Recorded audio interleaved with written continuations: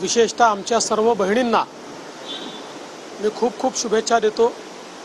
रक्षाबंधनाचा हा धागा अतिशय नाजूक अशा प्रकारचा धागा आहे, पण त्याच्यामध्ये खूप मोठी शक्ती आहे। एकीकडे बहीण भावाचं नातं हे त्यातून खऱ्या अर्थानं अधोरेखित होतं आणि त्याच वेळी बहिणींचा आशीर्वाद, बहिणींचं प्रेम याची कवचकुंडलं ही भावाच्या पाठीशी उभी राहतात आणि भावाची शक्ती ही देखील बहिणीच्या पाठीशी उभी राहते।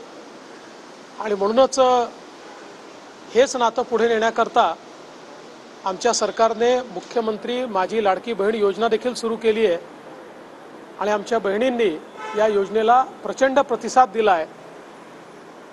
बहिणींच्या पाठीशी उभं राहणारं अशा प्रकारचं आमचं सरकार आहे आणि विविध योजनांच्या माध्यमातून आमच्या भगिनींना सक्षम करायचा प्रयत्न आम्ही करतो आणि मला असं वाटतं हीच आमच्या बहिणींच्या प्रती रक्षाबंधनाची भेट आहे। आज निवडणुका पुढे गेल्यात अशी एक बातमी येते, याच लाडकी बहीण योजना सगळीकडे पसरायला वेळ मिळावा म्हणून जाणीवपूर्वक निवडणुका पुढे ढकलल्या गेल्यात असं विरोधकांचा आरोप आहे। काय नेमकं? मला असं वाटतं की निवडणुका कोण घोषित करतं, त्यांचे काय अधिकार आहेत, या गोष्टी ज्यांना माहिती नाहीत किंवा या संदर्भातली मला असं वाटतं की ज्यांना पूर्णपणे कल्पना नाही असे लोकच अशा प्रकारचे आरोप लावू शकतात।